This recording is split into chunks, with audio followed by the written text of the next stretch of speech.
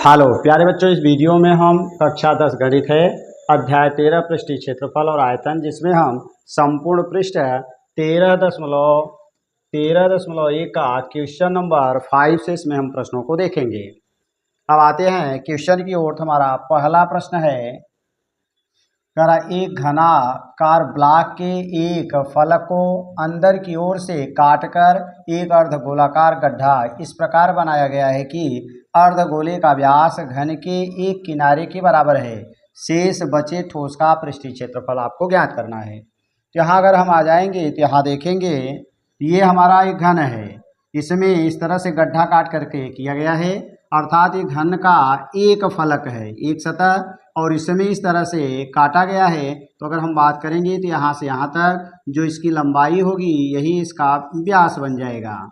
तो 2r बराबर इसकी भुजा को अगर हम a माने तो a बन जाएगा, और यदि इसको हम l ले लेते हैं तो l हो जाएगा। तो माना हमने इसकी लंबाई जो है भुजा है l है। यहाँ पर हमें अब जितना, जैसे कोई घन है हमारा, इसमें जितना भाग हम काटेंगे उसका क्षेत्रफल बढ़ता जाता है। तो इस तरह से हम देखेंगे कि यहाँ पर पूरा 6 भाग हैं। 6 भाग में से ये अगर हम एक घन ले लें, इस तरह से हमारा एक घन हो जाए, तो इस घन में अगर हम देखते हैं कि यह चाहे बाहर की ओर हो या गड्ढा करके अंदर की हो, तो ये जो क्षेत्रफल है इतना वृत्त का क्षेत्रफल ढक जाएगा, लेकिन कुछ भाग चारों तरफ के क्षेत्रफल बच जाएंगे, और बचे हुए भाग का जो क्षेत्रफल है वही बचा हुआ भाग का क्षेत्रफल ये बच गया है। इसका मतलब हो गया कि अगर हम 6 भाग का क्षेत्रफल निकालेंगे, चूंकि घन के पास 6 पृष्ठ होते हैं, उसमें से एक वृत्त का क्षेत्रफल घटा देंगे। घटाने के बाद फिर ये अंदर वाला जो एरिया हमारा बचा गया है, ये वाला एरिया, इस एरिया को हम जोड़ देंगे तो हमारा आंसर मिल जाएगा। तो हमें क्या करना है, इसमें 2 चीज़ें हैं। एक है हमारा हल में आएंगे, सबसे पहला हमें एक मिलेगा घन, दूसरा एक मिलेगा अर्ध गोला। तो अर्ध गोला मिला, घन की जो भुजा होगी जिसको a कहते हैं, इसको हमने l मान लिया। अब यहाँ आ जाएंगे, जो व्यास इसका होगा 2r वह l के बराबर होगा, तो 2r बराबर हमें l मिल जाएगा। अगर हम यहाँ r का मान निकालेंगे तो l/2 हो जाएगा। अब हमें कुल यानी ठोस पृष्ठीय क्षेत्रफल, ठोस का पृष्ठीय क्षेत्रफल ये बराबर, तो हमें 6 पार्ट मिलेगा घन का, यानी मिल जाएगा घन का पृष्ठीय क्षेत्रफल, लेकिन उसमें से एक वृत्त कट के निकल गया है। इसका मतलब है कि माइनस होगा वृत्त का क्षेत्रफल, और हमने जब काट दिया है तो इतना क्षेत्रफल, ये नीचे वाला क्षेत्रफल हमारा, अर्थात ये क्षेत्रफल हमारा इतना बढ़ जाएगा, तो बन जाएगा अर्धगोले का वक्र पृष्ठ, अर्धगोले का वक्र पृष्ठ। अब इसमें आ जाएंगे, सभी मानों को अगर हम रखते हैं तो सबसे पहले हमें मिलेगा क्या, यहाँ घन का पृष्ठीय क्षेत्रफल 6a² होगा, उसमें से एक वृत्त बना हुआ है πr² घट जाएगा, और अर्धगोले का जो वक्रपृष्ठ होता है 2πr² होता है।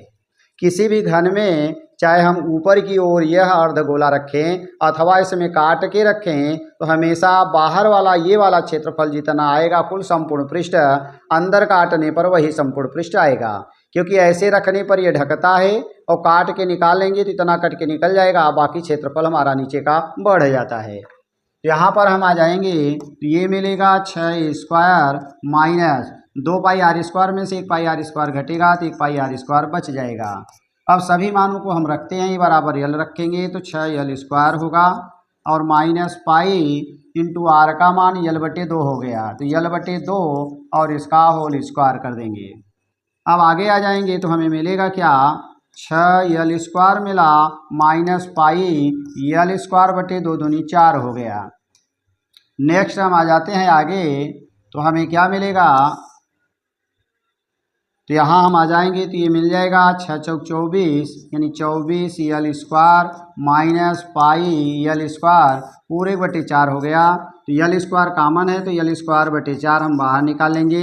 बाकी हमारा बचेगा 24, सॉरी इसमें से ये घटेगा तो ये प्लस बच जाएगा, ये प्लस है यहाँ प्लस मिल जाएगा तो 24 प्लस मिल जाएगा हमें पाई, क्योंकि यल स्क्वायर हमने निकाल लिया है और यही हमारा आंसर बन जाएगा। क्योंकि ये जो क्षेत्रफल इकाई में है तो वर्ग इकाई बन जाएगा, वर्ग इकाई, और यही हमारा आंसर हो जाएगा। नेक्स्ट प्रश्न हम ले लेते हैं, क्वेश्चन नंबर आगे है हमारा,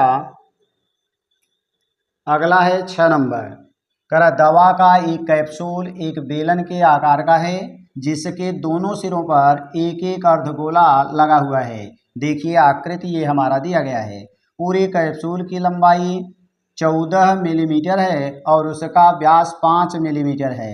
इसका पृष्ठीय क्षेत्रफल आपको ज्ञात करना है। अगर हम बात करें यहाँ, तो यहाँ से अगर हम काट दें और इस तरफ से काट दें तो यहाँ एक बेलन बन जाएगा, दोनों तरफ अर्धगोला बन जाएगा। अब चूंकि पूरा व्यास हमारा 5 है तो अगर आधा हम निकालेंगे यहाँ से यहाँ तक तो ये 5/2 बन जाएगा। यानी हमें जो त्रिज्या मिलेगी वह 5/, यहाँ पर 5/2 मिल जाएगी। इस तरफ भी हमारी ये त्रिज्या होगी, चूँकि पूरी दूरी 5 है, आधी दूरी तो 5/2 हो जाएगा। तो 5/2 मिला के 5 बन जाएगा। तो पूरी लंबाई हमारी 14 है। अगर हम 14 में से 5 को घटाएंगे तो हमें 9 मिलेगा, यानी यहाँ से लेकर यहाँ तक की जो लंबाई मिलेगी वह हमारा 9 बन जाएगा। ये मिल गया 9 मिलीमीटर, ये बेलन की लंबाई हो गई। बाकी त्रिज्या हमको मिल चुकी है। अब यहाँ पर भी हम आएंगे तो हल में 2 पार्ट हैं। एक हमारा बना हुआ है बेलन, एक हमारा बेलन है और दूसरा है अर्धगोला, अर्धगोला। तो अगर हम देखेंगे तो बेलन की त्रिज्या और गोले की त्रिज्या दोनों आपस में बराबर हैं। इसका मतलब है बेलन की त्रिज्या r बराबर 5/2 मिला और अर्धगोले की त्रिज्या भी हमें 5/2 मिला, क्योंकि पूरी दूरी व्यास है, आधी त्रिज्या होगी और यही दूरी ये भी हमें मिलेगी। और बेलन की जो ऊंचाई है, चूँकि पूरी दूरी हमारी 14 थी, 5/2 यानी मिला के 10/2 को भाग दे देंगे 5 आ जाएगा। यहाँ से यहाँ तक की दूरी हमें 5 मिल जाएगी, तो इसलिए 5 हमने 14 में से घटा दिया, तो यानी मिल गया 14 - 5 और ये बराबर हमें मिल गया 9 मिलीमीटर। ये भी मिलीमीटर, आगे भी हमारा मिलीमीटर दिया गया है। अब आगे आ जाएंगे, संपूर्ण पृष्ठ क्षेत्रफल निकालना है। तो बेलन का चारों तरफ का हमारा वक्र पृष्ठ मिलेगा। अगर हम बात करें तो ये हमारा बेलन हो गया, ऊपर से कैप्सूल लगा है और यानी ये भी आपका अर्धगोला लगा हुआ है। तो अगर हम पूरे का निकालेंगे तो इसका मतलब है इसका वक्र पृष्ठ चाहिए अर्धगोले का, और नीचे भी हमारा वक्र पृष्ठ चाहिए। और चूंकि ये भाग हमारा ढक जाएगा इसलिए अंदर वाला वृत्त का क्षेत्रफल गायब हो जाएगा। तो इसका वक्र पृष्ठ, इसका वक्र पृष्ठ और इसका वक्र पृष्ठ निकाल के जोड़ देंगे तो हमें मिलेगा संपूर्ण पृष्ठ। तो हमें यहाँ मिल रहा है कैप्सूल, यानी कैप्सूल का संपूर्ण पृष्ठ, का संपूर्ण पृष्ठ अगर हम निकालेंगे तो हमें 2 मिलेगा। बेलन का वक्र पृष्ठ, बेलन का वक्र पृष्ठ और आधा आधा मिला के 2 गुणे अर्धगोले का वक्र पृष्ठ, अर्धगोले का वक्र पृष्ठ, वक्र पृष्ठ, या हम एक गोले का वक्र पृष्ठ लिख सकते हैं।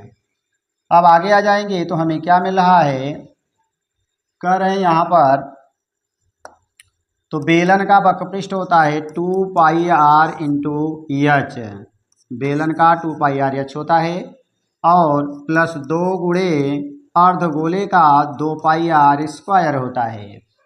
अब आगे आ जाएंगे, चूँकि दोनों की त्रिज्याएं समान हैं तो 2πr इसमें से 2πr कॉमन ले लेंगे तो 2πr कॉमन होगा।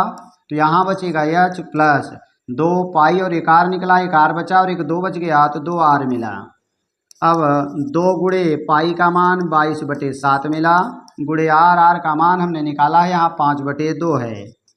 आगे आ जाएंगे, यच का मान हम निकाले हैं यहाँ पर 9 है तो 9 रखेंगे, प्लस 2 गुणे 5/2, क्योंकि r का मान 5/2 है। ये 2 से 2 कैंसिल हो जाएगा, ये 2 से 2 कैंसिल हो जाएगा, मिलेगा हमें 22 का 5 में गुणा करेंगे, 5 दूनी 10, 5 दूनी 10, 1 11/7 बचेगा। और अंदर आएंगे 9 और प्लस 5 मिला के 9 5 14 हो जाएगा। अब आगे हम अगर 7 से इसको काटते हैं तो 7 दूनी 14, 2 का गुणा करेंगे, 2 1 का 2, 2 1 का 2, 1 0 हो जाएगा और मिलीमीटर स्क्वायर बन जाएगा। और यही हमारा आंसर होगा, यही हमारा आंसर बन जाएगा।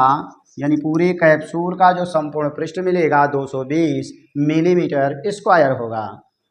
नेक्स्ट प्रश्न है हमारा क्वेश्चन नंबर 7। तो 7 में फिगर नहीं दिया गया है। करा कोई तंबू एक बेलन के आकार का है, यानी ये तंबू है जिसमें निचला भाग बेलन है जिस पर एक शंकु अध्यारोपित है, ऊपर एक शंकु है।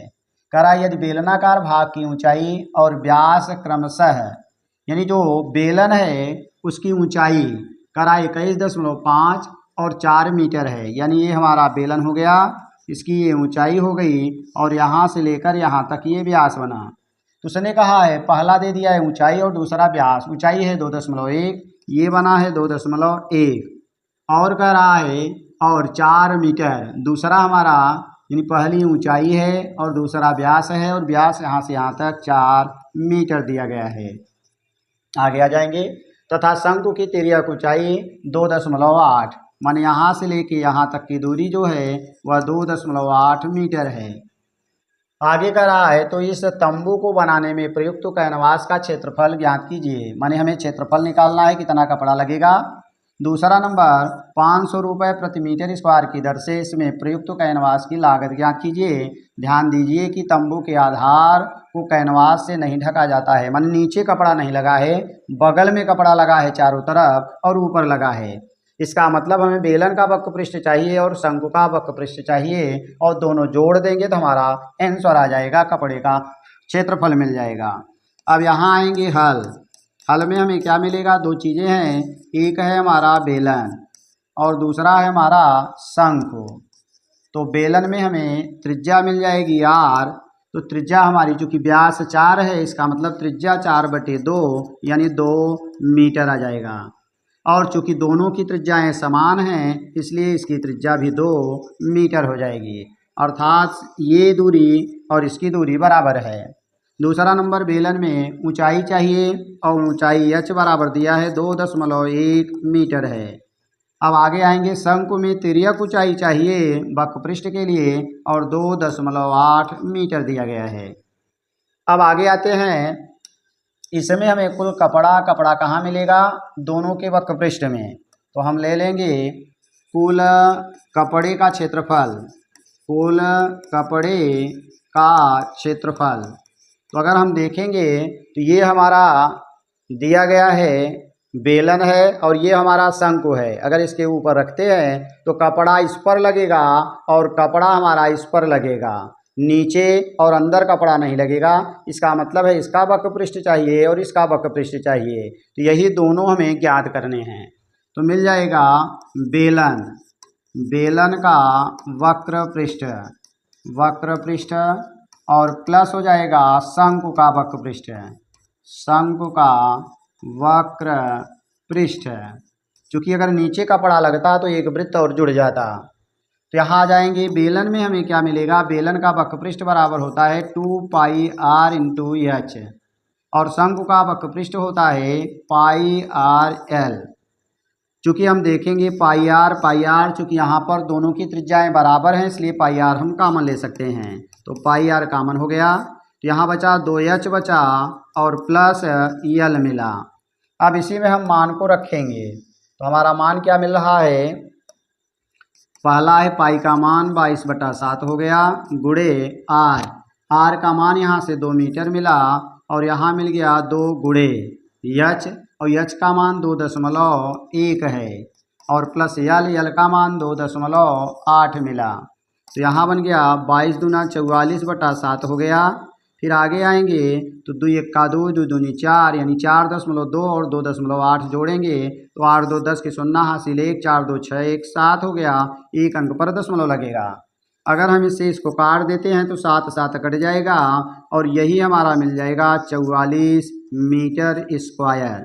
दूसरा एक और पूछा है इसमें कि हमें निकालना है, यहाँ पर कह रहा है कि खर्च, तो यानी ये तो कपड़े का एरिया हो गया। अब अगर हम खर्च निकालते हैं तो खर्च में क्या मिलेगा, खर्च बराबर यानी एरिया गुणे पर मीटर स्क्वायर यानी दर। तो एरिया हमें मिला 44 और 500 रुपये प्रति मीटर स्क्वायर की दर से, चूँकि खर्च यहाँ पर दिया गया है, यहाँ कह रहा है 500 रुपये प्रति मीटर स्क्वायर की दर से, इसका मतलब है इसी में 500 का हम गुणा करेंगे तो 2 जीरो मिलेगा, 5 चौक 20, 5 चौक 20, 2 22 यानी 22,000 रुपये ये हमारा दूसरा आंसर बन जाएगा। तो 2 आंसर मिले, एक तो कपड़े का क्षेत्रफल मिला 22 मीटर स्क्वायर और दूसरा खर्च हमारा कुल 22,000 रुपये हो जाएंगे। अगला नेक्स्ट प्रश्न हम ले लेते हैं। प्रश्न संख्या हमारा दिया गया है 8 नंबर। 8 नंबर को हम देखते हैं क्या दिया है। तो आर दे दिया है ऊंचाई 2.4 सेंटीमीटर और व्यास 1.4 सेंटीमीटर वाले एक ठोस बेलन। यहाँ पर एक बेलन दिया गया है और कह रहा है इस बेलन में एक शंकु काटा गया है, इतना ये शंकु काट के निकाल लिया गया है। तो शेष बचे हुए ठोस का हमें पृष्ठीय क्षेत्रफल ज्ञात करना है। तो हम देखेंगे यहाँ पर शेष पृष्ठीय क्षेत्रफल कितना दिया गया है, अब वही हमें निकालना है। तो सबसे पहले आएंगे, इसमें 2 भाग हैं, एक तो बेलन है और दूसरा इसमें शंकु है। ऊपर वाला वृत्त कट के निकल गया है लेकिन नीचे वाला वृत्त हमारा बचा हुआ है। तो यहाँ हम ले लेंगे हल और हल में हमें 2 पार्ट मिलेंगे, एक मिलेगा हमारा शंकु और दूसरा मिल जाएगा हमारा बेलन। तो शंकु और बेलन में आते हैं और देखते हैं तो शंकु की जो त्रिज्या होगी वह त्रिज्या ऊंचाई दे दिया है, पूरा ऊंचाई दिया है और ये ऊंचाई है 2.4 सेंटीमीटर है और जो व्यास है 1.4 है यानी पूरी दूरी 1.4 है। तो अगर हम त्रिज्या की बात करें तो 1.4/2 यानी 0.7 बन जाएगा। इसमें भी त्रिज्या वही मिलेगी, 0.7 हो जाएगा। बेलन में ऊंचाई है हमारा 2.4। अब इसमें हमें ऊंचाई अगर देखेंगे शंकु में तो ये भी ऊंचाई वही कह रहा है, उतनी ही है, लेकिन हमें यहाँ निकालना है तिर्यक ऊंचाई, तब जाकर के इसका संपूर्ण पृष्ठ क्षेत्रफल ज्ञात होगा। तो इसके लिए हम संपूर्ण पृष्ठ क्षेत्रफल ज्ञात करने के लिए सबसे पहले आएंगे और इसमें हम निकालेंगे क्या, तिर्यक ऊंचाई।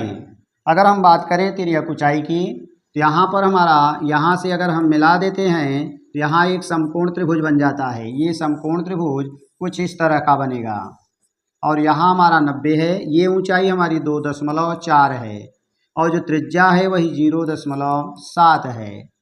अब अगर हम तिर्यक ऊंचाई निकालेंगे तो यल स्क्वायर बराबर, चूँकि 90 के सामने की भुजाकर्ण है तो 2.4 का स्क्वायर और प्लस 0.7 का स्क्वायर बन जाएगा।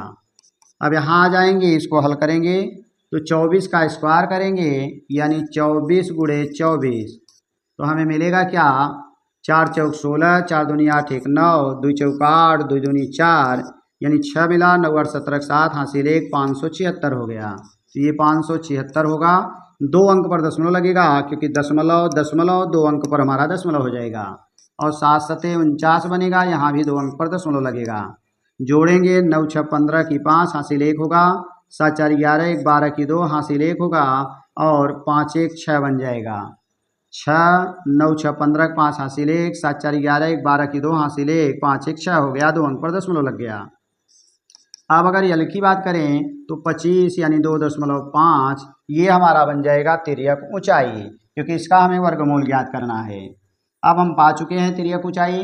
अब बेलन का वक्रपृष्ठ निकालेंगे और शंकु का वक्रपृष्ठ निकालेंगे और नीचे एक वृत्त बचा हुआ है तो वृत्त का क्षेत्रफल ले लेंगे तो संपूर्ण हमें पृष्ठीय क्षेत्रफल मालूम हो जाएगा। तो मिलेगा क्या, ठोस का संपूर्ण पृष्ठ। तो संपूर्ण पृष्ठ में क्या क्या मिलेगा, एक मिलेगा हमें यहाँ पर बेलन का वक्र पृष्ठ और बेलन में ही नीचे वृत्त का क्षेत्रफल, वृत्त का क्षेत्रफल, और हमने काट के निकाल लिया है। ऊपर वाला वृत्त तो निकल गया, लेकिन ये दूरी बढ़ गई, माने ये क्षेत्रफल बढ़ गया। तो बढ़ा क्या, शंकु बढ़ा, तो प्लस हो जाएगा शंकु का वक्र पृष्ठ, शंकु का वक्र पृष्ठ। अब यहाँ पर आ जाएंगे तो हमें मिल जाएगा, अब बेलन का वक्र पृष्ठ होता है 2πr/h, एक वृत्त है तो πr² है, और शंकु का πr/l हो जाएगा, क्योंकि शंकु का वक्र पृष्ठ हमारा πr/l होता है। अब इसी में सभी मानों को रखेंगे तो हम देखेंगे इसमें कॉमन क्या है। तो हमें यहाँ मिलेगा पाई पाई पाई, तो पाई निकाल लेंगे। आर चूँकि सबकी त्रिज्या बराबर है तो एक आर निकाल लेंगे। बाकी क्या बच रहा है, पाई आर निकल गया तो 2h बचा। यहाँ से पाई निकला, एक आर निकला तो एक आर बच गया। पाई आर निकल गया तो एक यल बच गया।